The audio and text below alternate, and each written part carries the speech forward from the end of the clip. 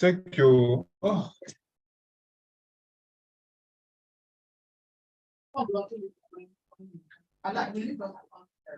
Oh, okay, sure.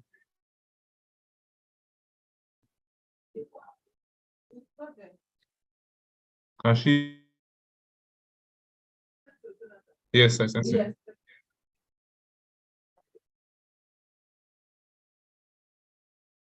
Yeah. And recording of that yesterday. Yes. You are now. It's practice session.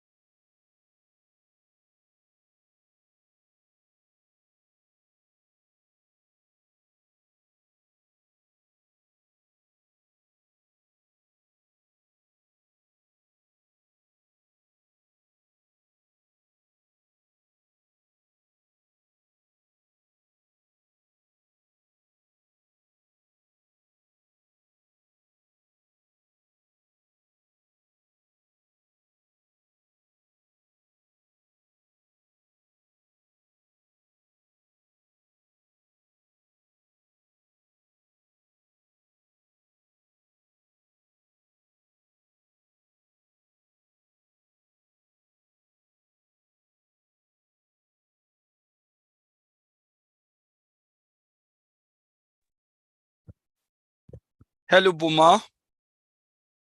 Hello, Lima. Good morning, Jojo. Yes, I can hear you. Hello, Mr. Jonathan. Good morning. Yeah, good morning. Just put the YouTube link as well, just so they can open. Jude, no, you don't have to record now. Oh.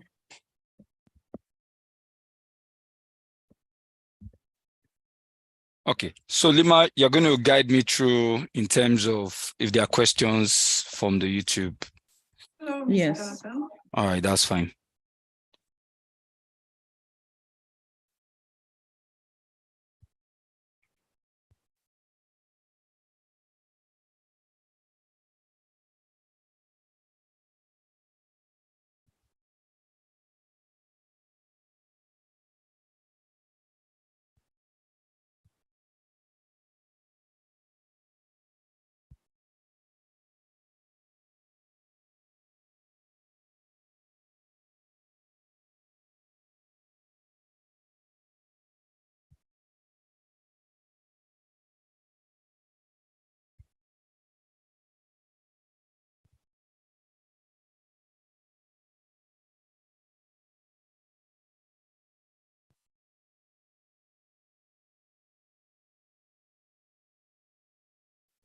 Good morning, ladies. Welcome to this webinar session on financial management. Hope we are all doing well. So lots of good morning in the chat box. All right. So without further ado, today we'll be having a session on financial management. My name is Halima, like you. Good morning, ladies. Welcome.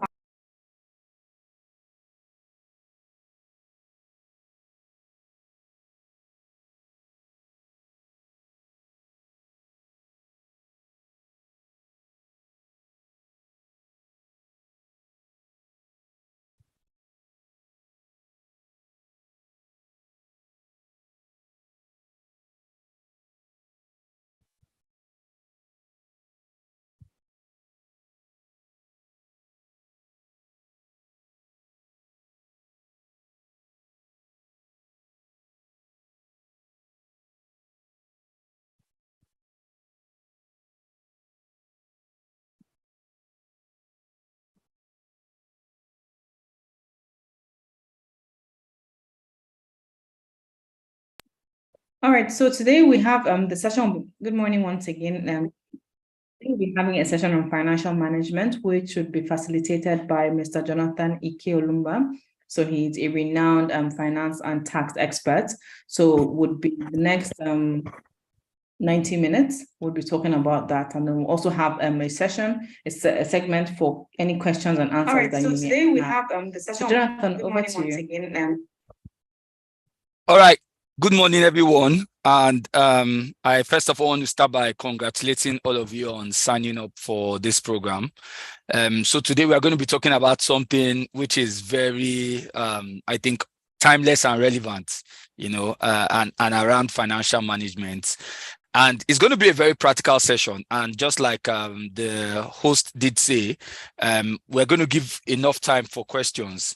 So I want this to be a very interactive session.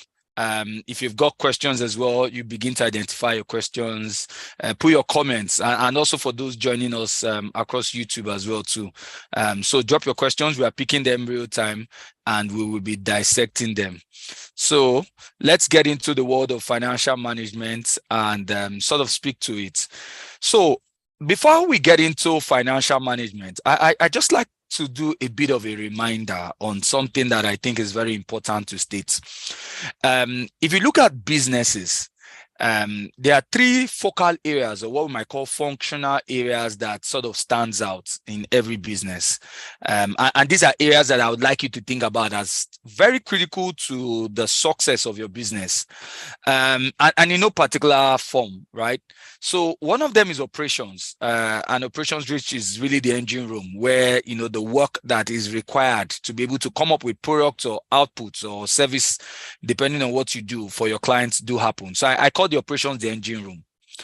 Another very important aspect of a business is around, getting the customers, to get visibility around your product or your service offerings, and more importantly, getting them to buy, and that is sales and marketing. But a very important area, which is the third one, is around your accounting and by extension, your whole financial management. And for me, this is the area we say it's to help you create a sustainable business, to help you create a viable business. And one way to sort of appreciate what I'm speaking to is the fact that it is even a regulatory requirement that, you keep your financial management records intact within your business. So even if you don't do this because you want to grow your business, it's even a regulatory requirement that you prepare financial records, right? And that is just really at the very bottom of the sort of things we'll be speaking to today around financial management. So I just wanted to start by saying that a very core functional part of your business, all of you here are female entrepreneurs. A very core aspect of your business is in paying attention to your financial records, ensuring that you have visibility around your financial records, your financial data, reporting on it, doing proper analysis, and by extension, the overall management of your finance. I hope with that, I've been able to set a very good context as to what we are going to be discussing around today. So please feel free, if you've got any sort of questions, please feel free and let me know. Okay, so having said that, I wanted to start by asking a question. And the question I want to start by asking is, what does financial management mean to you? So you are here on a session for financial management. So what does it mean? I don't know if anybody is happy to sort of, speak to that. What does financial management mean? And Lima, just to confirm, can we get a live feedback, or is it by chat they can respond? I just want to know how we can make it engaging and interacting. So is there functionality to get a live response, or would it be by chat?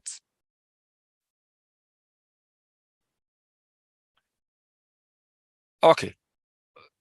If nobody is there to pick it up, what does financial management mean to anyone? Who is happy to share their response on the chat at least? At least I can pick that up. So Faith is saying on the chat on Zoom, spending less. Spending less. Egolu Komo says it is the income statement. That's interesting, what we call financial management. What again am I seeing? Whose thoughts are there? Who again is there? I see that says the means of controlling, managing your financial flow. Sandra says cash management. No, and Sandra, for the very first time, I'll say no. It's not. It's broader than just cash management, but cash management is one of such.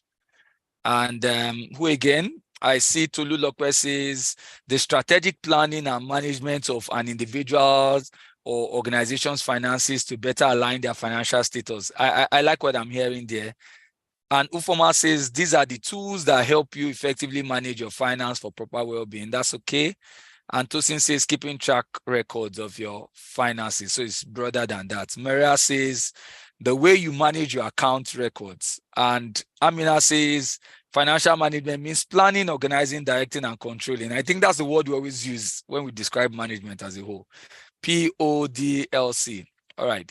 And Deborah says managing your income and expense. All right. Very interesting. Continue to share your thoughts around that on the chat group, and then that is fine.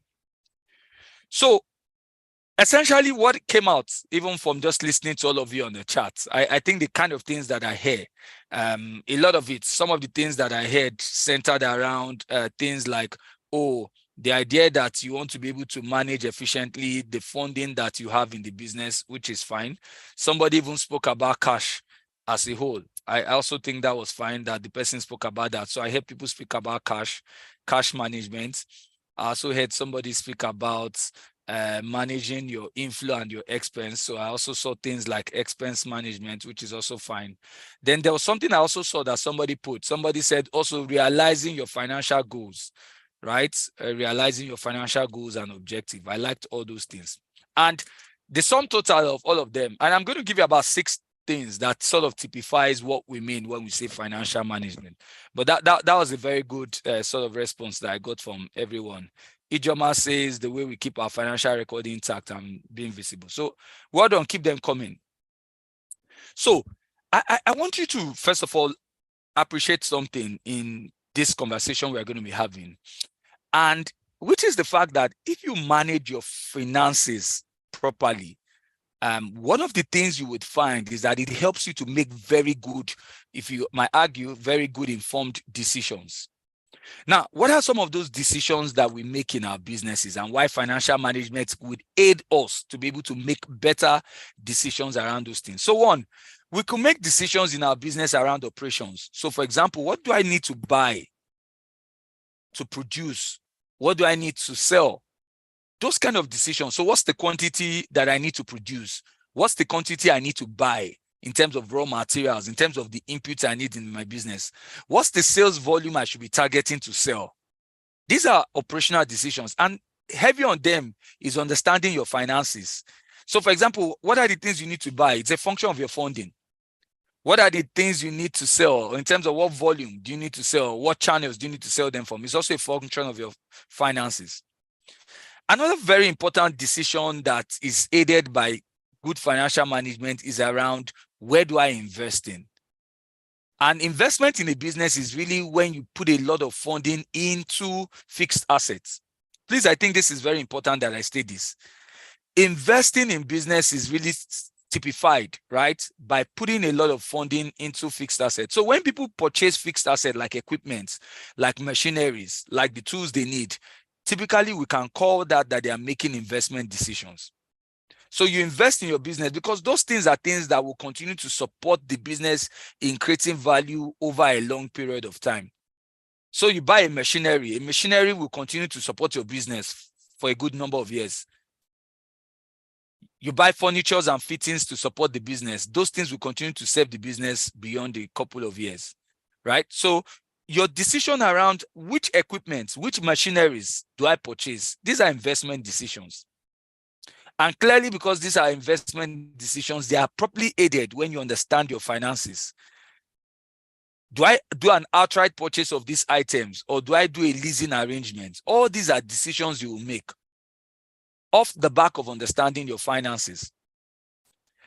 Another important decision that you make on the back of understanding your financial management is decisions around your funding as a business. So there's funding, or what I might call capital management. I'm going to highlight 6 things that we're going to spend extensive time talking to very soon. So what funding, or what I might call capital management. So for example, do I borrow more money? Do I borrow from a bank? Do I borrow from a funder? Is it time to pay back what I'm owing? Do I think I need to reduce what I'm borrowing? Or do I raise more money? Do I go and seek out for investment?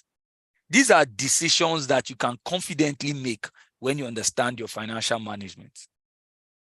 So one of the benefits of financial management is to help you make confident financial decisions.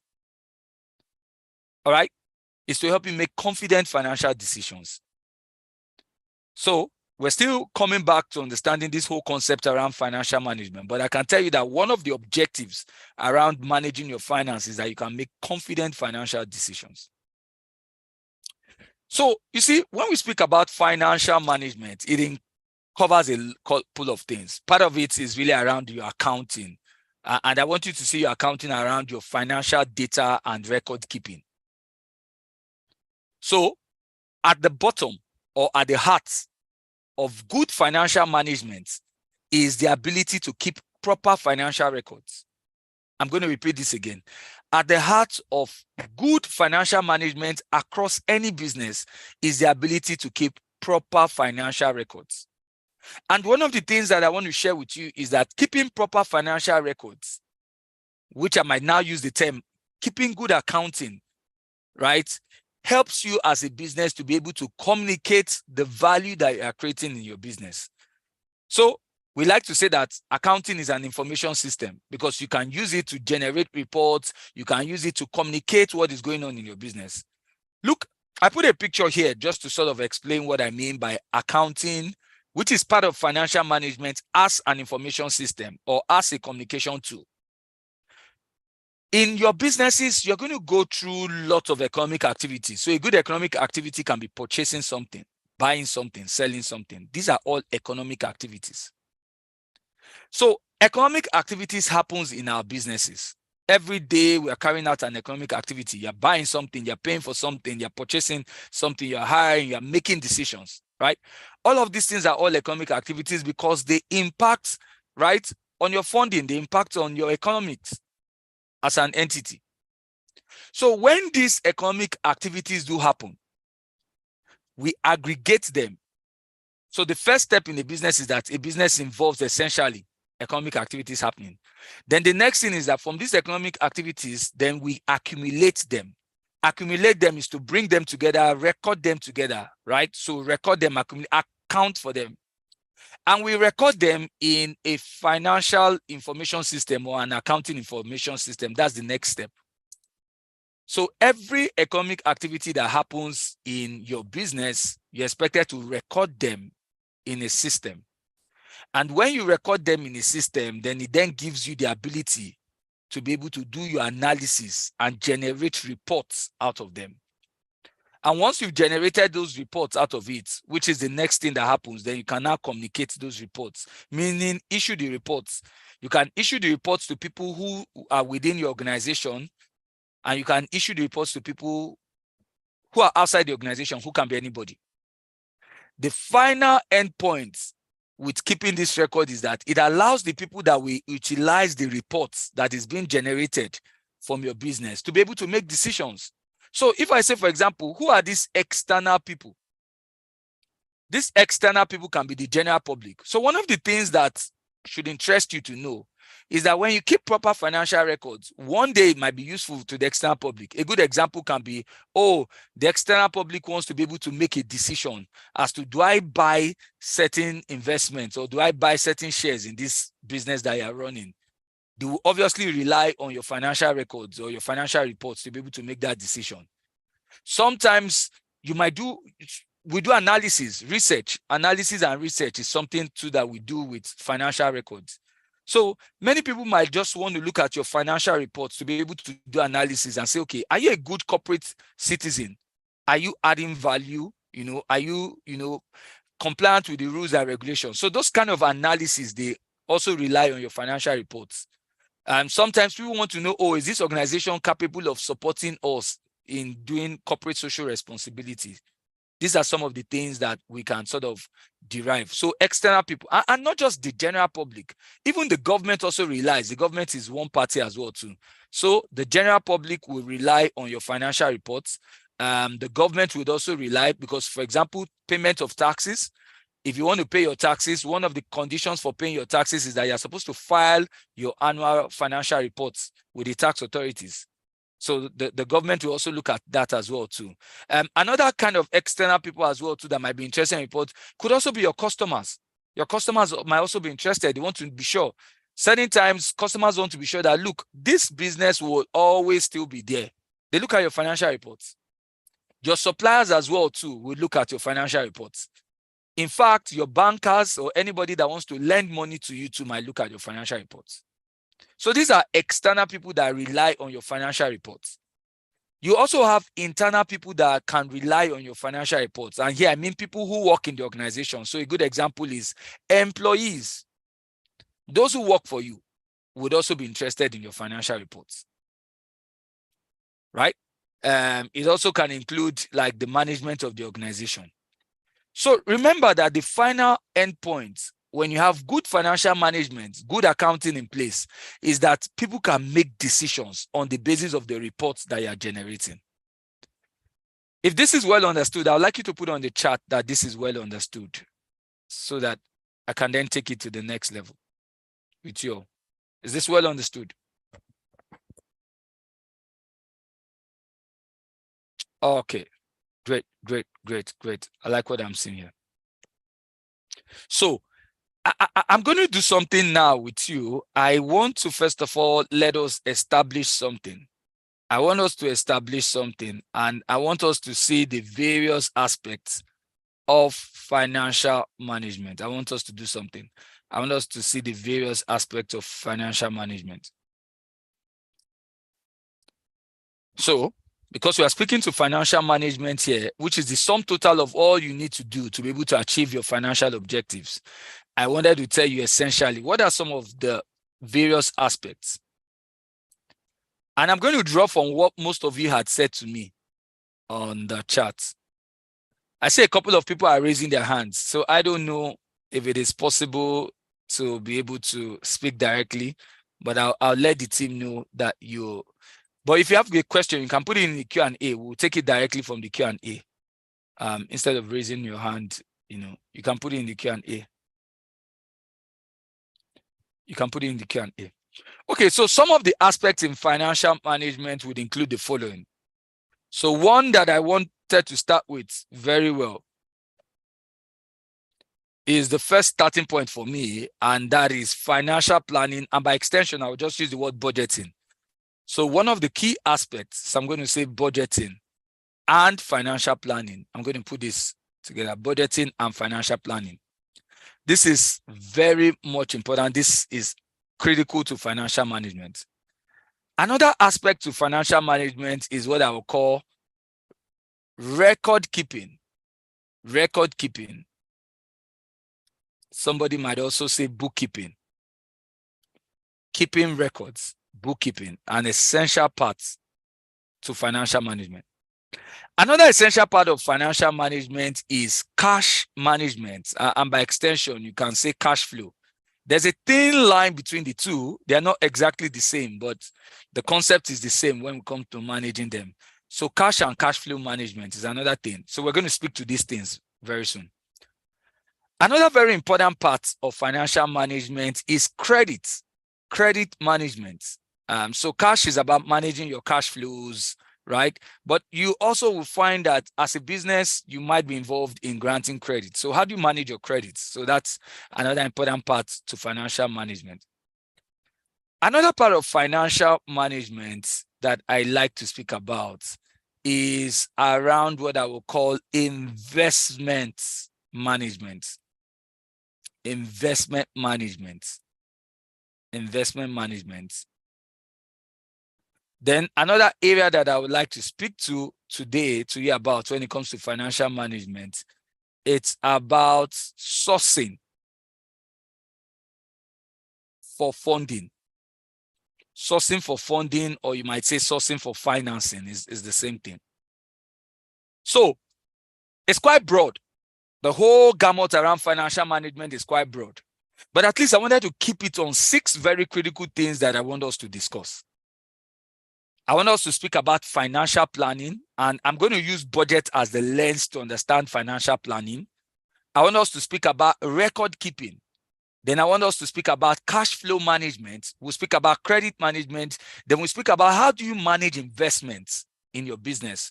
And then another thing we'll speak about is how can you raise funding. These are 6 key things that I think that for many of you who are joining this call, these are some of the things you really have to pay attention to when you think about the overall aspect of financial management. You know, so some of you say it's about managing my inflow and outflow. Somebody says about managing my cash. And I say, no, it's broader than that. The whole idea around managing your finance and your financial resources to be able to achieve your objective is what financial management is. So how does finance align with the overall business objective? How do we ensure that our funding and the business objective are going to stay aligned? And I'm going to speak to you on 6 things you should pay attention to. All right. Now, let's start in no particular form, but let's start with budgeting. We're going to start with budgeting. So maybe I want to ask a question here. Do we use budgeting in any form in our business? I want to see if somebody can speak to me. Do we use budgeting in any form in our business? Let me see if there's anybody who can answer that question. Put it on the chat. Do you use, and it might be, yeah? Okay, so I wish I had the opportunity to allow you to speak directly. I would really have loved the engagement, you know. Do we use it? So a couple of you says, yes, you use it. It would have been nice to know how you use it. All right. So Wofi, I can see you. Adesua, yes, we use it. Margaret Fomfort say, yes, we use it. Ibere says, yes, we use it. Okay, perfect. Absolutely. Very good. So this is really a very good way to begin to appreciate how to build good financial management structure, right? So what are budgets, right? So maybe I think I'll start with budgeting. So what is budgeting? Or what are budgets before we get into budgeting, right? Because budgeting is by extension the art of using a budget, right? So what are budgets? I will start by saying that budgets are financial plans. Someone might say financial projections of a business. So your financial plans or your financial projections are what you would typically call budgets. Now, they are intended to guide your business. They're intended to guide your actions around your funding. So ideally, when people think about budgets, sometimes mistakenly, many people think about budgets only around plans on cost or plans on expense. An ideal budget should consist of the income budget around what you intend to earn. So let's say our revenue budget. And you should also have what I will call your expense or your cost budget. So it actually has to be the two. So your plans or your projections around what you intend to earn, or your plans and your projections around what you intend to spend. That's a very good way to sort of think about the budget, right? So your budget should have the income side or the revenue side. Your budget should have the expense side. So when I mean the income side or the revenue side, a plan as to how much can I earn as a business. On the expense side is how much will I be spending as a business. Now, these are guides. One of the beautiful things with budget is that it forces you to think through, because this is futuristic. And this is where you begin to understand the art of planning. It allows you to think through. So when you go through a budget exercise, one of the things you find out is that you are thinking through, what are the things I would intend to do? What are the things I would intend to earn? So that's a very good thing to do. Now, there are so many forms. One of the beautiful things with budgets is that there are no standard form or methodology for preparing a budget. There are several ways in which you can prepare budgets. But the key thing in preparing a budget is that you are doing sound estimation of revenues that you intend to earn or expenses that you intend to incur. It has to be sound, meaning that you must do them on basic and valid assumptions. A very simple budget can just require that you do something like this. So let's attempt to do one. So let's say we want to do a budget for our expenses. So you might just come and list out what you want to do. So I have a serial number here, right? And then I have a description on what I want to do. So I come here and say, I want to do what I want to do. Then what is my unit price? Because many times these things you do in a business can come in more than one unit item. So what is the unit price for each of these items? You want to put it there. Then what is the quantity that you want to go for? And then at the end of the day, you then have your total amount. This is a very good, simple format. And there are lots of free budgeting templates. In fact, if you go on the internet and you just type budgeting template, a lot will show up for you. So there are free budgeting templates that are out there for you, right? So just a simple one we can do. So let's say we want to do a budget around us spending in producing certain items. So let's say we want to produce shoes or handbags, right? And so we think we're going to spend money on purchasing a couple of raw materials. So let's say, for example, now that we want to produce shoes, perhaps one of the raw materials we'll be looking at will be purchasing leather, right? So we can come and say leather, we are going to be purchasing leather. And leather is usually measured in kilograms. So let's say we're going to be purchasing leather for our raw materials. So let's say, and I'm going to put this pricing in dollars because I know we might have people outside of Nigeria on the call. So let's say that, we want to get leathers in kgs, and the unit price, meaning 1 kg of the leather, is sold at $10. This is a simple way to think of a budget, right? And then the next thing is, what's the quantity? So let's assume here we need 1,000 kg. So we're going to come here and say 1,000 kg we need, right? So remember again, description, what you want to do, the unit price, $10, the quantity that you need, and then what's the total amount? Can someone tell me? Let's attempt to get an accountant out of you. If the unit price is $10 and we need to get 1,000 kg, so what's the total amount that we're going to be budgeting for? Can you put it on the chart just to see the accountants we already have? Fantastic. Already, yeah. So yes, my first set of people are getting it correct. All of you are correct. Fantastic. So it is $10,000 that's going to come up on our budget. So we're going to come up here and we're going to say $10,000. That's a simple one. So let's say too, in producing our shoes, we're going to need metal locks for producing the shoes. So let's say we're going to come here and we'll call them metal locks, right? Now, each of these metal locks could be sold for $2. And let's say we need 2,000 metal locks for, so 2 for shoes. So let's say we need 2,000. So let's have another accountant again tell me. So what's going to be the total amount? We need metal locks for our shoes, and each of them is what? $2. And we need 2,000 metal locks. So what's going to be the amount? Exactly. So I've got Hajara, I've got Gladys, Adidolakbo, everybody getting this correctly. And yes, that is correct, 4,000. So it's going to be 4,000. So this was just a simple sort of way we prepare a budget, right? So remember that the goal is that you are doing a projection around what you need, right? And it forces you to think through. So if you think about it, so we're trying to produce a certain number of shoes, so we need this quantity. The critical thing to state is that your budget must be based on sound estimates. And that is why for many of you, it's a good way to sort of demonstrate that you understand your business, because once you are able to get your budgeting right, it then helps you to go into the period making confident financial decisions. So based on this, the total amount we have on our budget is now $14,000. So this is a projection around what you think you will spend on leather, on metal locks, because you want to produce shoes. And you've made a budget and it's $14,000. This allows you then confidently say, okay, I then need to be able to spend this amount. I would not overspend beyond this amount because I have a budget that I'm working with. So aside the fact that budgets serve as planning tools for your business, budget also helps you to control your finances. So one of the things budget does is that it helps you do control as much as budget also helps you do planning. And that's why one of the integral parts of managing your business is to understand your financial planning tools and your financial control tools. Budget serves as a good planning tool and serves as a good control tool. How does budget serve as a planning tool? Because you are estimating what you intend to do. And there's a whole lot of thought process around that. How does budget serve as a control tool? Because whatever it is that you end up spending or whatever it is you're going to utilize from your budget, you have a guide that tells you, I cannot go above a certain amount. And it controls your financial activities in that process. So please confirm to me that this is clear. So budget is both a financial planning tool as well as budget is also a control tool for your funding. Is this clear? Is this well understood? So that I know we're carrying us along.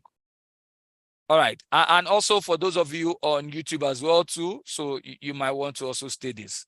All right. Fantastic. So this is clear. All right. Now, another very important, I did say I was going to speak to 6 things. Another very important financial management aspect is around record keeping. Record keeping is such a very integral part of building strong financial management, keeping records. At the end of the day, I did start by saying to you that, look, every business is required to prepare financial reports. The honest truth is, what is the financial report you are preparing? It's really simply just aggregating all the activities you've done in the business. It is a regulatory requirement. I keep saying this. It is a requirement by the law that we prepare financial statements for our businesses. So it's not an optional thing. It's a requirement of the law. And for you to be able to prepare accurate, very good financial reports, it means that you must keep records of all the financial activities that goes on within your business. So a strong way to build good financial management in your business is to keep proper records, keep accurate records. So one of the things I would say to you in keeping records is that you must first of all appreciate the value of documentations. Because if you're going to keep a record, at least it starts by also saying that what is the document that evidences what you are doing? So for example, for any time you purchase an item, you need a document that validates that you purchased something. So you go on to say you purchase a raw materials like we have drawn up in our budgets. What is a good document that evidences that you've purchased raw materials? You get a receipt or you get an invoice from the seller. So you need to keep this documentation. So one is to ensure you have them and to keep them. Because one of the things that you will do in preparing good reports is that you might get an auditor to come and verify. And that's where you find the value of getting an auditor. So an auditor is an independent person that will come and validate and says, yes, truly, all the reports that have been generated or prepared by this business reflect what has gone on in this business. So that's why documentation is key. So documentation is key because one, it allows you to be able to keep proper records because it is what is on this documentation that you will impute into your financial accounting systems. But beyond that is that the more these documentations are there, it serves as evidence in case a third party wants to verify or reconfirm. I'll give you a very good instance. Sometimes you might prepare your reports for the tax authorities to verify how much taxes you need to pay. And many times the tax authorities might say, no, we need to do an independent audit on your financials. Essentially, what you want to come and see is to come and verify that everything you've stated is really the truth. And one of the critical things they will ask you is, can we get a document? Can we get an evidence of all of the things that you have? So documentations are so central. If you purchase something, you get a sales, a purchase invoice or a receipt for that. If you sell something to a customer, make sure you issue out a receipt for that. Documentations are very important. You carry out a transaction, you get a receipt for that transaction. They are very important. They serve as evidence. Now, another reason why I also think that documentations are very important, beyond the fact that the accuracy of your documentations is required to prepare good financial reports, or beyond the fact that they serve as evidence in case of an audit, it's also because sometimes it can protect you against crime. So what's an evidence that a customer who purchases something from you, or a supplier who has sold something to you, sold something to you that was the right thing? It's because you have the documentation that validates that. So please keep proper documentations. And I'm going to type the things I'm referring to here. So it's very important that you hold your receipts. Now, someone might argue, we're in a world where technology is driving the activities we are doing. So yes, you can have electronic receipts, and that is fine. In fact, the more you can even generate electronic receipts, the better it even does in terms of storage of these documentations. Because if you have electronic copies, they can be stored and they will never get destroyed, unlike when you have manual copies. So I think that is important to stress again. Documentation is so key, so key. So I want you all paying attention to keeping your receipts, keeping your invoices for all the various transactions you do. Some of you might have purchase orders, contract orders, purchase orders, contract letters. Keep your documentations. You go to the receipt to make a deposit, your deposit slips. Keep your documentations. These are very important. Now, another angle to record keeping is I want you all to use what I will call a financial accounting system. So I want your process of record keeping to also be automated. So yes, you have these documentations. Then what next after you have these documentations? You need to record them on a system, on a ledger. So your recording, documentation serves as the evidence, right? The source data. But you need to record. And your recording should be done in an automated system. To be honest with you, if there's somebody here who is comfortable doing spreadsheets, so you want to use Google Sheets, you want to use Microsoft Excel, I honestly don't have a problem, especially if your business is still at a very small scale. Because for me, it's really around keeping these records and journaling them properly. But I honestly think that the higher you go, or the more you seek out to build a stronger business, you need to start using the proper systems. So there are lots of free financial accounting systems that you can start with if you don't even want to pay for one. A simple check on your mobile phone, just go on your Play Store or your App Store, depending on the kind of mobile device you use. You will find tons and tons of free accounting system that can at least help you get started with this process of automating your record keeping and documentation. If that in itself might be difficult for you, or maybe the sophistication of the device that you use might not be able to accommodate for you to be able to access apps, you can go on the internet and there are a lot of these tools that you can find for free. I've also said, and let me be very clear again, so that you can use spreadsheets if you even think your business is very, very transactional, that you don't think you need, or you've gotten to the level where you want to start investing in using an accounting system. So you can. So I would say that I need you to use a financial accounting system to help the automation of your record keeping. So I'm happy if you would use a spreadsheet. I don't have a problem with that. But I recommend you use a proper accounting system. And you can start with the free ones, so you can test them out. I think I was seeing on the chat, a couple of people were mentioning some names of some of the very popular ones that you see. Right? So yes, you can do them. Right? So I'm seeing a couple of people already mentioning the names. Yeah, Rashida says, I'm using one for now and it is free. Fantastic. That is good. So I think you can. Hawa says it's difficult sometimes getting receipt for some raw materials. And Hawa, that's a very brilliant point you are making. I know that sometimes it's difficult to be able to get this receipt. And you know what I would recommend to you? Be the one to come up with one. So sometimes, yes, you might find yourself in a situation where it might not be easy for you to be able to get some receipts out from your suppliers. I like the idea that you prepare one. You can prepare a receipt and says, from your own company name, that I paid so and so amount to you, and you can confirm that you've received it. Yes, you can. Because like I said, it helps to protect you against crime. It helps to serve as an evidence when the auditors want to come and check your records. So Yes, I understand. So that's why you can improvise. You can improvise. Somebody is saying, Carlo Grace is saying electronic documentation is the best. Exactly. So I did say that electronic, an automated one is the best one.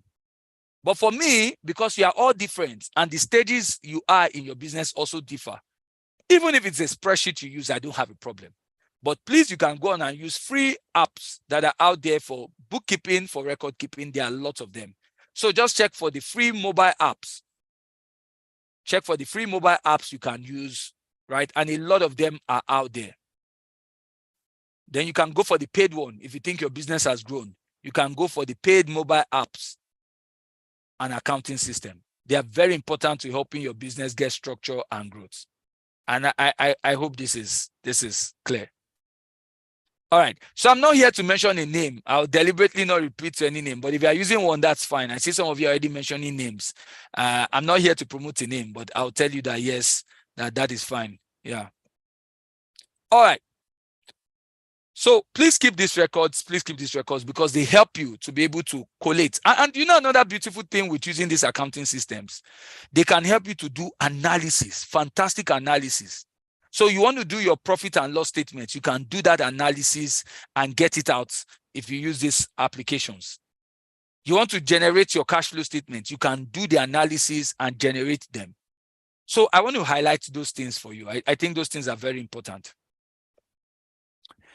Another part to financial management that I want to speak on, which is very important, and many of you are going to like this one, is about cash flow management. Cash flow management. Your cash management and your cash flow management. There has never been a better time in the world to start speaking about cash flow management. So I'm going to break cash flow management into two areas. So it's about cash inflows and cash outflows. So I'm going to break it into two, right? So I'm going to speak to how to manage your cash inflows, which is money or cash that should come in to your business. Then I'm also going to speak to you about cash outflows, which is money that you intend to pay. So the funds that you intend to pay out, I'm going to speak to you about this. So when we look at them, we're understanding that. Now, let's first of all start with cash inflows. How do we manage our cash expected funds that we want to get? One way to manage your cash inflow is to accurately demand that people pay you cash. So you might decide to prioritize cash sales. So some people do that. You can incentivize cash sales. So for example, a good way to incentivize cash sales is to say, look, this is our price, but if you are going to pay now, we're going to offer you a certain discount. So you can incentivize cash by giving discounts to your clients or your customers. Sometimes if you go to a marketing class, you can do a notional discount. So maybe something is worth $100. You can actually say, okay, I can offer you a 2% discount. Or you can say this item normally should be worth $120, but because you are paying cash at $100, you are already getting it at a 19% discount on the price.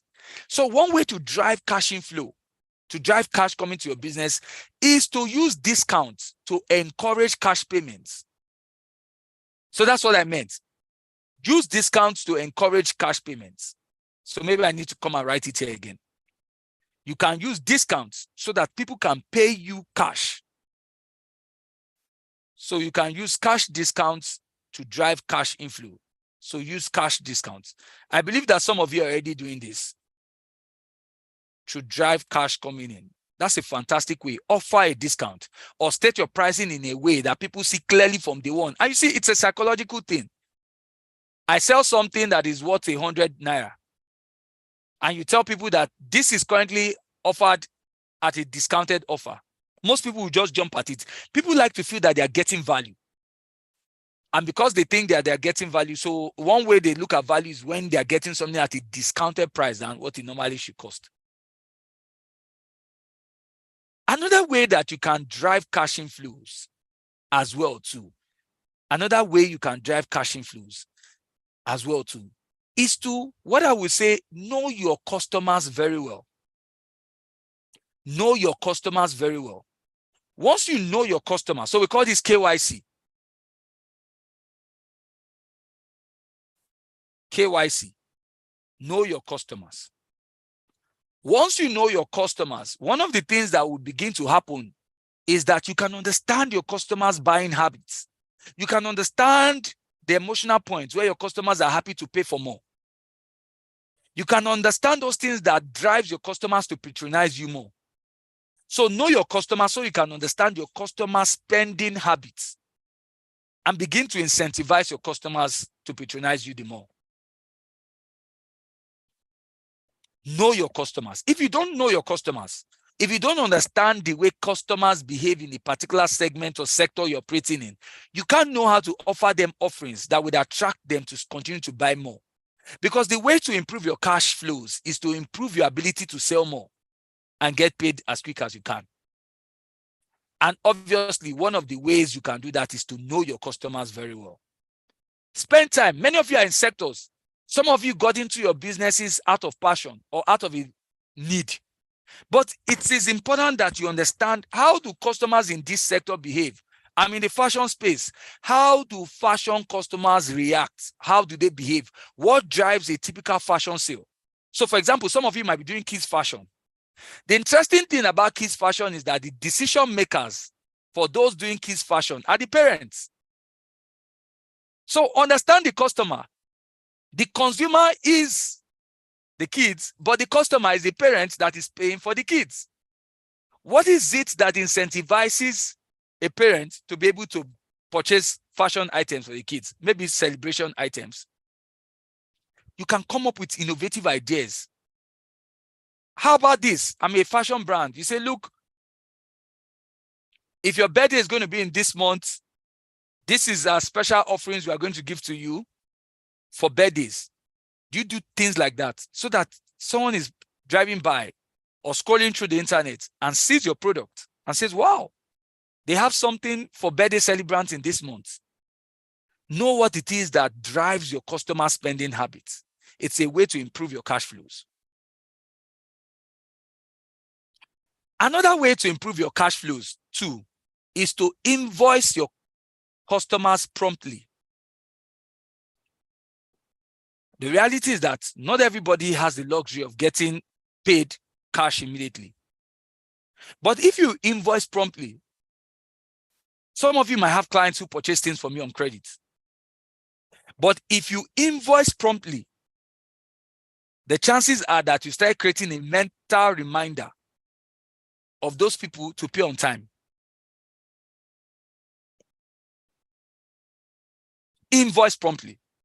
And by extension, another way you can drive that is to do what they call early settlement schemes.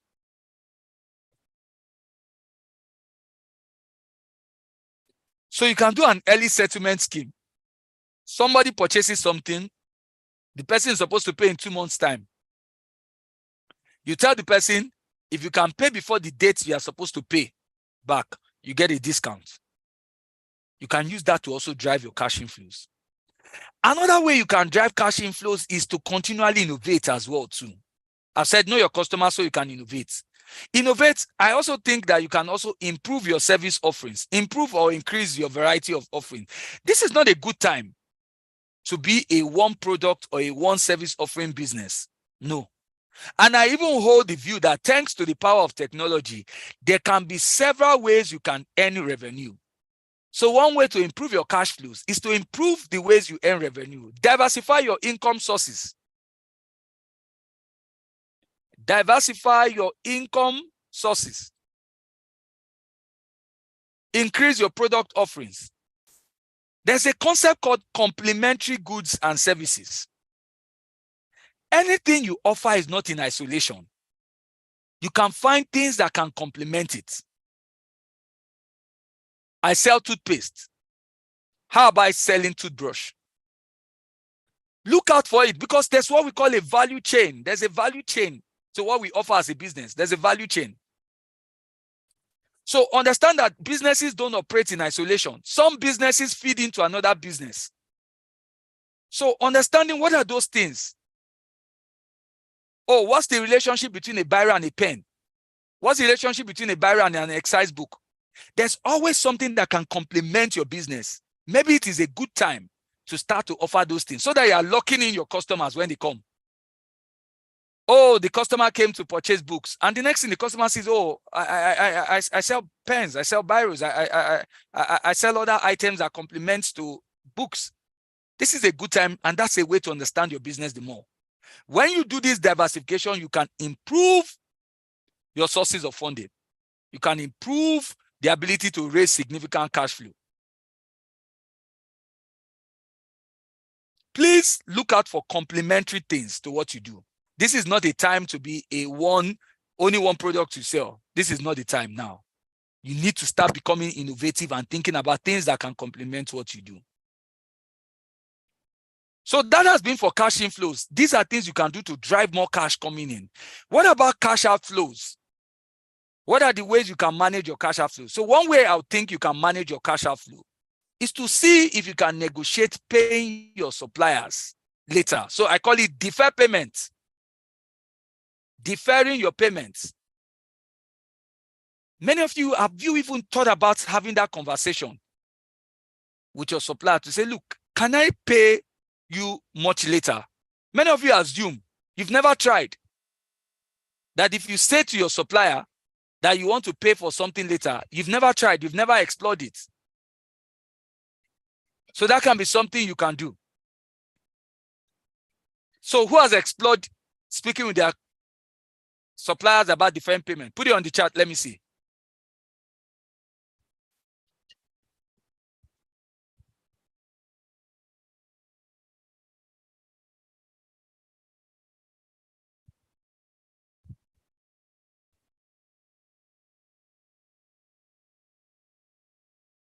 Oh, that's great. That's great. That's great. Yeah. So explore that.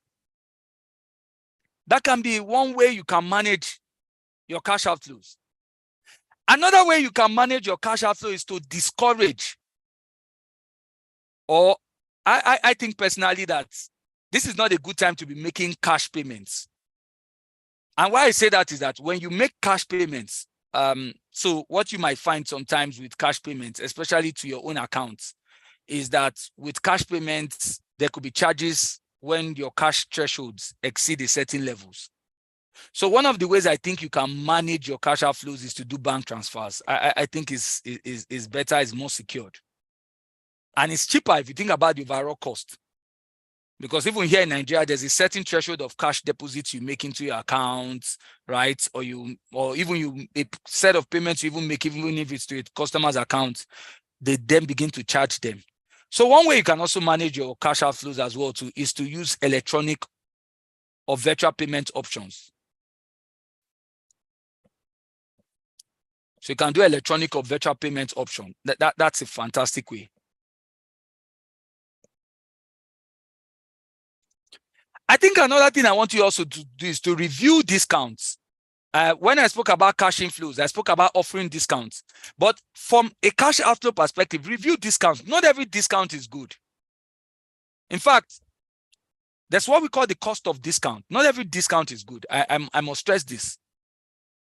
There are certain times that it might be better for you to actually pay outrightly, as opposed to taking advantage of a discount and you're purchasing a lot.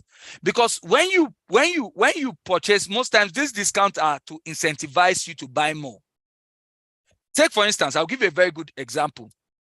You are in a business where you sell perishable items, and then you get a discount offer from a supplier. Buy X and X amount, and then you get a certain discount. And you know what? Because of the price in which you are getting it, the unit price appears cheaper, and then you go and you mop up a lot of those things. But guess what? Demurrage begins to happen. Those items begins to go bad. Or if they are perishable items, they begin to go bad. Expiry period begins to come close. You would have seen that you've wasted a lot of money, paying a lot of money because you were taking advantage of discounts. Meanwhile, if you didn't go for the discounted price and just bought what you needed, it would have saved you better because you would have just been optimal, purchased all the things that you needed. So to manage the money you pay out, because that's really what your cash outflow speaks to, the real cash you are spending out, you need to review offers where you are being granted discounts. Because many times those discounted offers are to incentivize you to pay or to buy more, which is essentially meaning you're going to be paying more cash. So one way you should manage your cash flow is to review every discount offering. Buy absolutely only the things that you need, not the things that you want. It's very important that you focus on the things that you need, not the things that you want. Very clear. All these are tools you can use to manage your cash outflows. All right. Now, side-by-side cash flow management is credit management. Side-by-side cash flow management is credit management.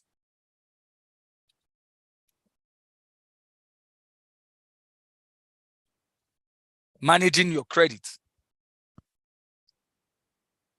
The reality is that as businesses, we sell in cash or we sell on credit. That's the truth. And I think that not every business has the capacity to only sell on cash, because there's only so much you can do if you do cash basis alone. So one of the things you realize as a business is that you will constantly might find yourself in a situation where you need to sell on credit. Now, credit in itself is not the problem. The problem really with credit is when you are not able to put in place structures and systems to be able to get back your cash when it is the due date for the credit to be repaid. And so, how can you manage credit? This is part of financial management, because we will always sell on credit. Most of us will sell on credit. So how do you manage this so that you are building strong financial management? The starting point is that before you even get to even discussing granting a credit, you must have a credit policy. Do you have a credit policy that is clear to everybody? So what is your credit policy? So for example, I can tell you for a bank, as a bank, they don't give out credits. They will say, let us watch you operate with us for a while. Some might tell you, bank with us for 6 months, bank with us for 3 months before you then pay. Another credit policy can be to say, look, we will not offer you credit on a 100% basis. We can do a split amount. So let's say you want to purchase something that is worth 1 million naira on credit. They might say, you know what, I could give you 700,000 naira items worth on credit, but you pay 300,000 naira down. We call it an equity contribution. So that we're also tying you in. Because if we give you 100% credit, chances are you might not take it as serious as to when you are also committed to the credit. These things should be well stated in your credit policy. So what are the terms and conditions before you can qualify for credit? And it should be something that should be documented so that it guides you. It guides anyone who works in your business. Nothing also takes away the role of knowing your customers before you grant credit. So there's also qualification criteria.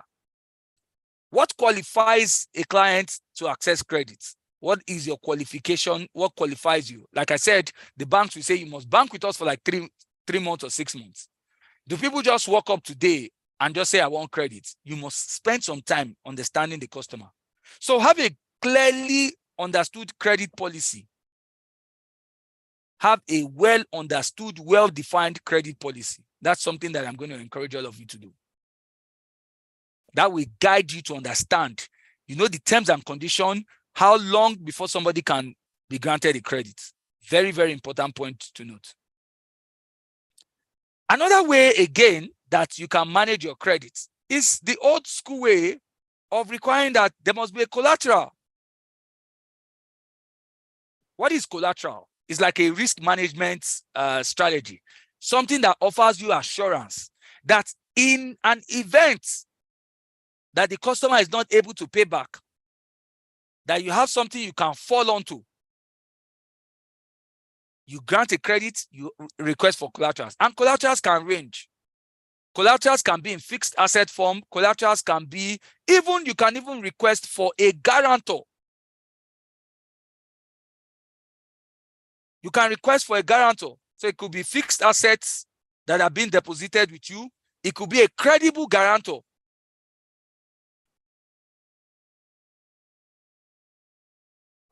The idea really is that you want to drive responsibility on the part of anybody who is collecting credit from you. You want them to be responsible. You want them to be accountable for the credits that they are going to be accessing. So a strong part to credit management is to be able to ask for collaterals. The process of just granting credits should not be so seamless and so easy. So you must ask for those things. You can also ask for reference. Do a reference, do a check before you grant credit. Sometimes you might ask, do you belong to an association? Do you belong to a trade union? Do a reference check. Do a bit of some study before you start granting out this credit. These are ways, because these are things you do to ensure that the credit does not go bad. Let me tell you why you must manage credits very well. Because from an accounting perspective, when you sell on credit, we can recognize the revenue. In fact, for many organizations, when they declare revenues in their financial statements, most of the times, some of those revenues are actually not revenues that were paid in cash, but were actually revenues that were earned because they met the recognition criteria. So a credit sale is a good condition. So if you sell on credit, you can recognize revenue, all things being equal. If you don't manage your credit and these credits go bad, so what you are effectively going to happen is that you are going to have to write back the profits that you are charged or the revenues you are charged. So you're going to write it off from your books, from your profits. So it is very important. I repeat again, it is very important that you do a reference check. Part of the things that should be in your credit policy is to stipulate the duration upon which you can grant credit for. So what is the duration? And don't wait for the payment date to start. You start to follow up before the expiration of the duration for that. This is absolutely important in doing credit. Absolutely important in doing credit. So follow up on the credit repayments and don't wait for the final dates. So continue to follow up on the credit repayments.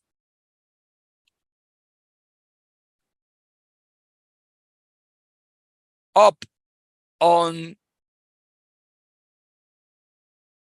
till the due date. Very important.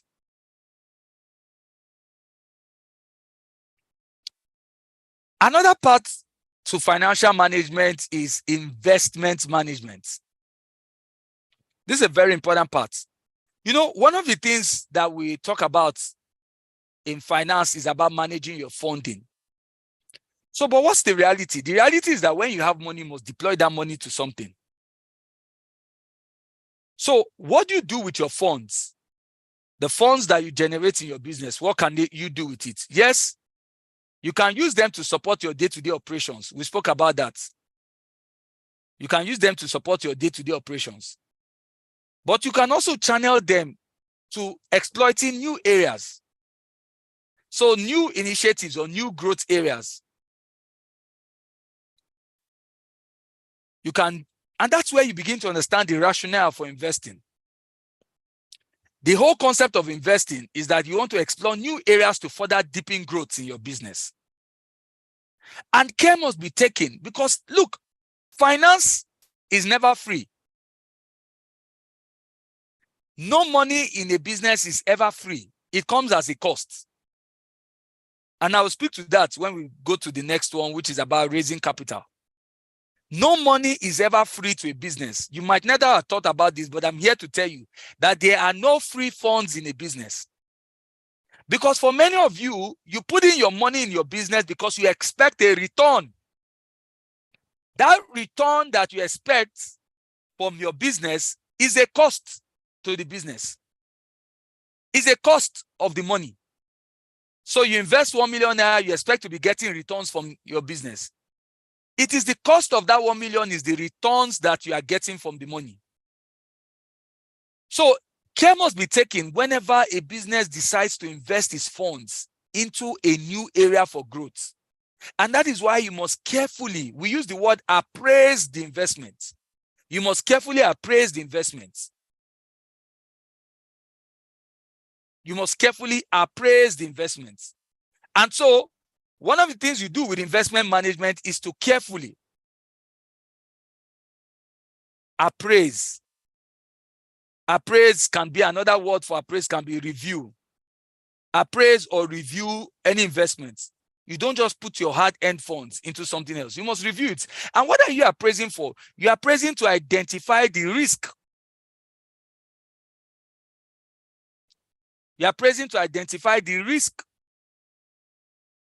that can be associated with the investments, so you can eliminate the risk.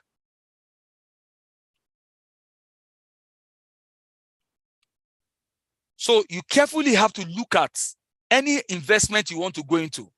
You don't jump at any investment. Somebody says, there's this new thing you can do. You don't jump at it. Consider the risk. It is more difficult to generate funds when you have lost the funds in the business. It is easier to get more money when the little you have, you're already showing people that you can grow it better. Please, this is very important. Understanding this. And what we mean by investment appraiser is to carefully consider the risk. And you can do this by speaking to an investment advisor, a financial consultant, before any investment you make. Because one of the things we say is that, look, in looking at risk, it's not just only financial risk, risk of not making money, risk of losing the money, but there are also non-financial risk. Do you understand where you are going into this investment with? What is the chances of success? Do I have experience in doing this? Who are the people who have done something similar? This is called investment appraisal. It's a part of financial management because it is your funds. When you do a good investment appraisal, the next thing that follows when it is fine is that you now invest finance into that venture. So before you get into deploying your finance, you must appraise it to understand, are there risks associated with it? And once you've done that and everything looks fine, then you are now set to invest your money. So I'm here to say to you that a strong part of financial management is investment management, and part of investment management is the understanding that every investment comes with a risk.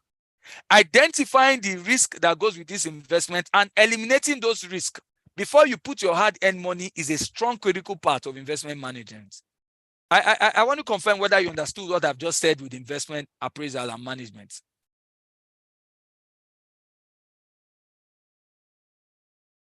Okay, this is very good. Very good. Very good. Well done. Very good. Well done. Now, the final aspect of financial management that I'm going to be speaking to all of you on now, it's on raising capital. You might call it raising capital. You might call it raising finance. You might call it raising funding, whatever name you call it. One of the critical things that you'll be doing as your business begins to grow and expand is to say, I need more funding. So the first step in raising capital or raising finance is to clearly establish how much do I need? Meaning, what is my funding gap? Here you might need the help of a finance consultant, an accountant. Where is my gap? What is it that so your gap is, first of all, what is the current funds I have so that you understand your gap? What is the current funding that I have? So let's say the current funding in your business is 10 million. You've done an analysis that tells you to be able to move to the next level in your business. The funding that you need, I will call it your optimal funding, is 50 million. So if your current funding is 10 million, meaning the current finance you have is 10 million, but based on your projections, the funding that is actually required to be at the level that you want your business to be is 50 million. Then the question is, what is your financing gap? So can somebody tell me, what is your funding gap? The funding that you need to be where you are is 50 million. Your current funding is 10 million. What is the funding gap? Who can tell me on the chat? What is, or how much is the finance gap? Exactly. You all are doing very well with your computations. Exactly, 40 million. So the first step in raising finance is to understand your ask. Meaning, what is the financing that I need? Where is the gap? Your financing gap is 40 million. Based on what I've shown you here, the difference between where you are and where you want to be, and it's 40 million. So the first step is you must understand that, because when you are going to raise funding, you are going to pitch your business to funders. You are going to ask of funders to give you their own funding to support you. You must be very clear on what it is, the amount. Look, one of the things you should learn today is that you cannot just say you need money. How much do you need? And this must be empirical. Somebody might ask you, how are you sure this is what you need? You can show the person your projection, your analysis. That's why I said you can work with a finance consultant, a chartered accountant, so that you can clearly do the analysis and the projections for you and say, this is the gap I need. For we to be here, we need to be producing this. We need to be selling X amount of items. We need to invest in website. We need to invest in more staffing. We need to invest in marketing. You do all that analysis and say, this is the funding, but this is currently where we are, and this is my gap. It must be an empirical thing. It must be something that must be convincingly shown. Look, if your funding request is not convincing, forget about it. You're only wasting your time. I wouldn't even say you're wasting people's time. You're only wasting your time because it's a dead end you are walking into. So you must be very clear on understanding your funding gap. Once you understand your funding gap, then the next place is, what are the funding options? So yes, I need 40 million. So how can I go about getting 40 million? There are options. Can I get some of this money as grants? Can I get some of this money as loans? Can I get some of this money as an investment in my business so that the person becomes a shareholder? So we call that equity. What are the options of getting this 40 million? That's the next thing. Know your gap. Then where are the options to get this money? Somebody might say, okay, out of this 40 million, I can pitch to a grant competition. Maybe the grant competition might give me 2 million. So I'm looking for 38. Inside the 38, maybe I can speak to a bank. A bank might give me 18 million. Then maybe I might need an investor that can invest and become a shareholder in my business, and that person can give me 20 million. One of the things you can do is to break it down into the options. But somebody can simply say, look, I want to go for a loan. There are several reasons why you might go for a loan, several reasons why you might go for an equity investment, several reasons why you might go for a grant. They all differ. But the important thing to note is that there are options when it comes to raising finance. You might decide to go for one option. You might decide to go for multiple options. There are options when it comes to raising finance. Once you have determined the funding options that you need, then the next thing is to understand the requirements for funding. So you have nailed it down to say, look, I need this. What are the requirements for funding? I'm going to share with you a generic list that many funders ask of. Many funders ask of. So most funders, whether it is people who want to give you grants or want to give you loans or equity, what are the funding requirements that they ask of?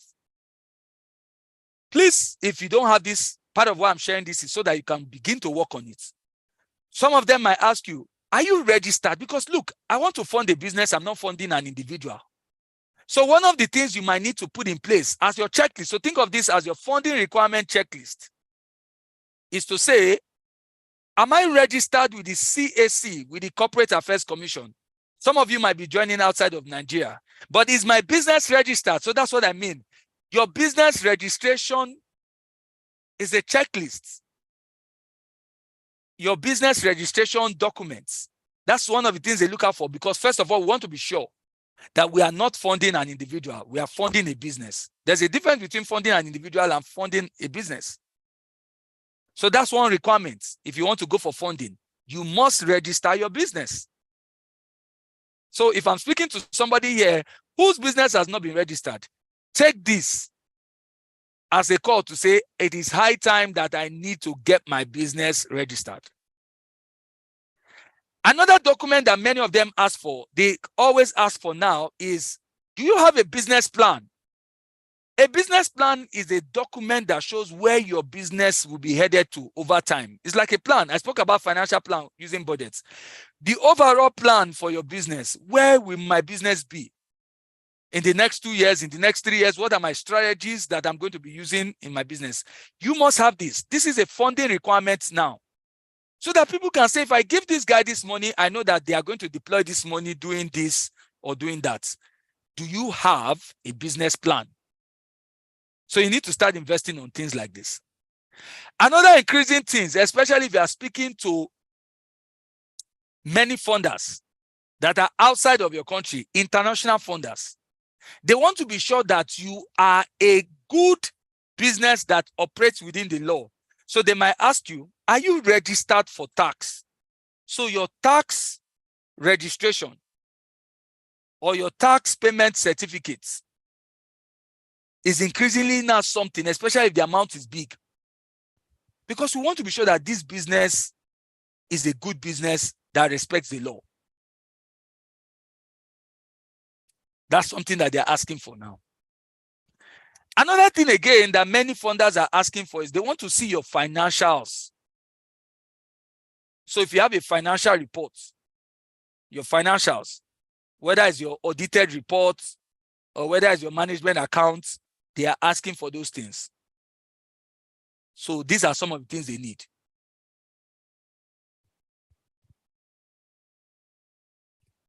Another thing that I know some of these businesses like now is to understand your structure. I'll call this corporate governance. Do you have good corporate governance? By corporate governance, I mean, is your business well structured? Hope it's not a one-man business. Even if your business is a one-man business now, at least begin to show us your signs that you intend to move away. Do you have an advisory board that is advising you or guiding you?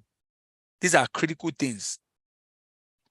I want to confirm if this is clear. Please put it on the chart. Is this clear? Do you understand? These are critical things now that are required to access funding.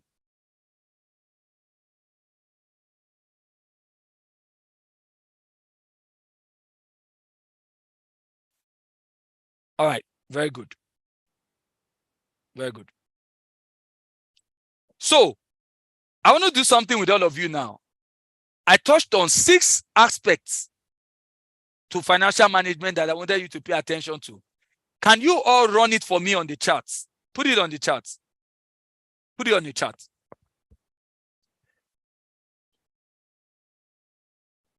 What are those 6 things that I spoke about? So I'm sure you are listening.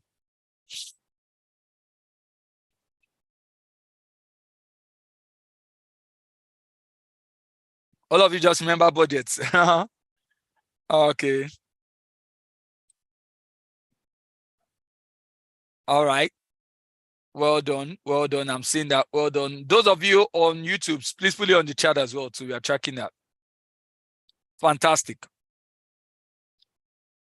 Fantastic. Fantastic. Yeah. So fantastic. Very good. All right. That's very good. Now, with that being said, one of the things that I wanted to wrap up with is by telling you 10 things you can do to be a very good finance manager in your business. And then I will open up for questions. So what are 10 tips that I want you all to go and begin to address? I've spoken to you on 6 areas in financial management, and we ended by understanding the funding requirements. So I want to leave you with 10 tips to be a better finance manager. The first one I want to leave you with is to be a financially disciplined individual. Look, you cannot manage a business and manage the business finance if you cannot manage your personal finance. So the first thing I want all of you to begin to do is to separate your personal finance from that of the business. Separate your personal finance from that of the business. And a simple way to do that is to say, pay yourself a salary. Many of you don't even understand that the concept of a business is that you and the business are 2 different entities. You can sue somebody and it's not your business suing. Someone can sue your business and the person is not suing you. The concept of a business as a distinct entity is that the business and the founders are two separate people. That is why a founder, you might be having some personal financial issues, but it shouldn't affect the business. So one of the things you can do to become a good financial manager is to separate your personal finance from that of the business. And you can do this by paying yourself a salary and opening an account. I'll be shocked. Some of you, if I said, look, I wanted to patronize you, send me an account number, you send your personal account number. That's not a good way to convey that you understand financial management. All business expenses should go to the business. All your personal expenses should go to your personal accounts. Separate your personal finance from the business. Open a bank account on your business. Separate that from your own personal bank account. Pay yourself a salary.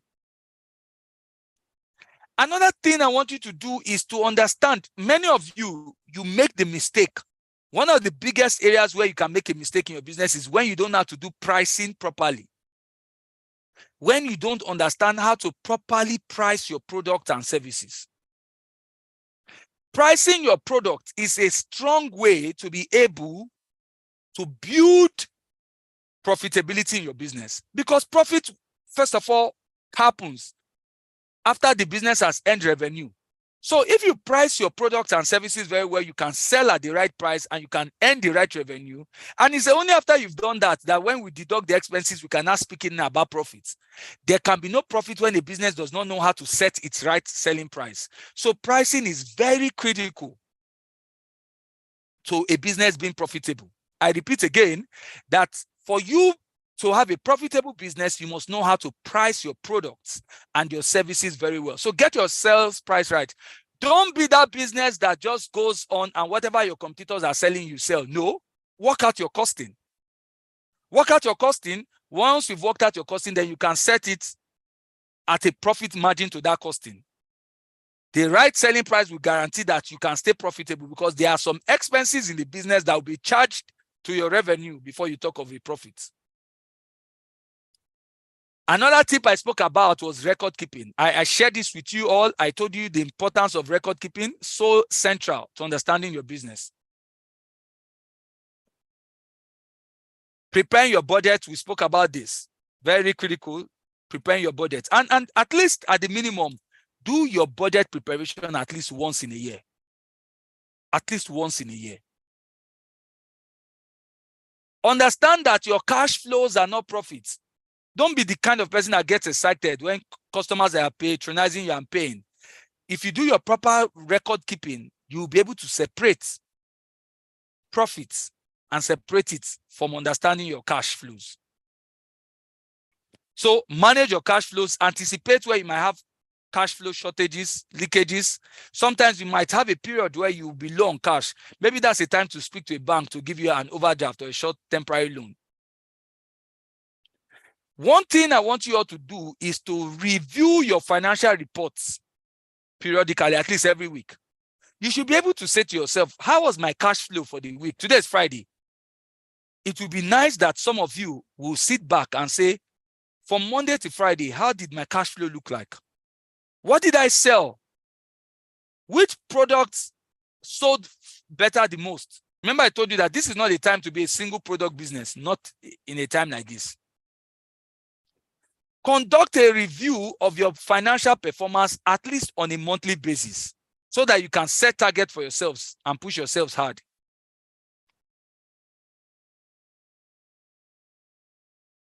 Then one of the things that is important in your business is to put what I'll call checks and balances, controls in place. Very, very key. Put controls in place in your business. Very, very important. So that I can detect fraud and errors. Don't allow the same person that handles cash to perhaps maybe the same person who is making payments. Separate things properly. And then the final place, which is where I'm going to end. Whenever you are not sure on what to do around your finances, around your accounting, always seek for professional help. speak to a professional accountant, speak to a professional finance consultant. Never gamble when it comes to your financial management. If you are ever in doubt, speak. And thanks to communities like the MTN Foundation, the Enterprise Development Center, they will always be there to give you that support and guide to always speak to a professional. So on this note, I'm going to say a very big thank you to all of you. I made sure that we kept this session to 90 minutes. We are now going to open up this session now to questions. So I want to confirm if Alima or Boma is on the call, or Jude, so that it is now back to you. So many thanks for your time, and I hope you found this session very entertaining, but much more educative and engaging. Thank you.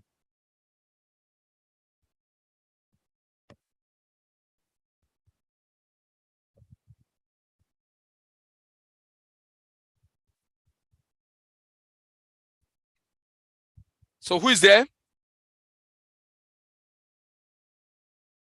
Is Boma, Jude, or Halima there?